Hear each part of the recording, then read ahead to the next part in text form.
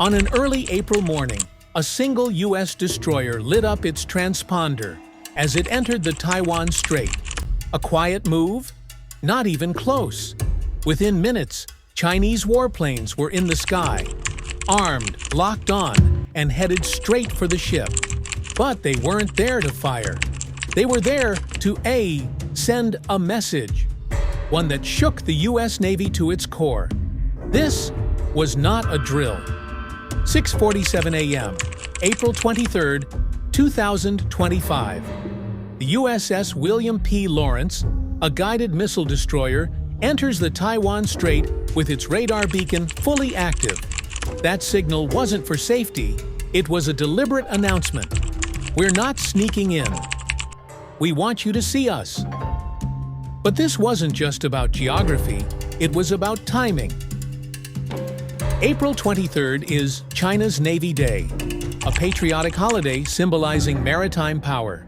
To Beijing, the U.S. presence wasn't just provocative, it was personal. China wasted no time.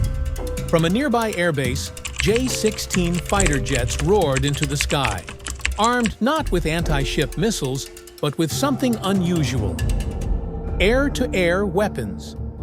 4 PL-10 short-range and 2 PL-15 long-range missiles. What does that mean? This wasn't about sinking a ship. This was about controlling the SPAO airspace, about dominating the skies above the water.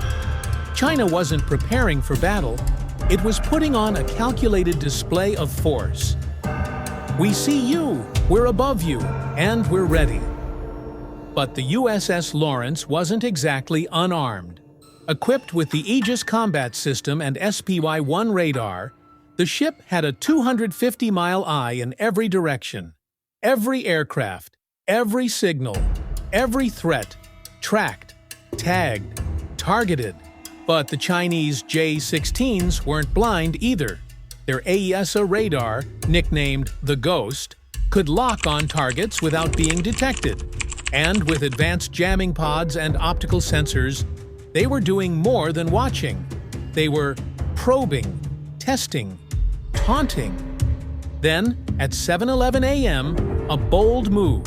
One J-16 pilot flipped his jet upside down at 20,000 feet, then dove, fast and steep, toward the destroyer. He pulled up just 500 feet above the water, heading straight toward the ship. It wasn't an attack, it was a warning. We can get this close, and there's nothing you can do. Seconds later, another jet appeared on the opposite flank. A classic pincer move, designed to divide the ship's radar, stretch its defenses thin. Now things got dangerous.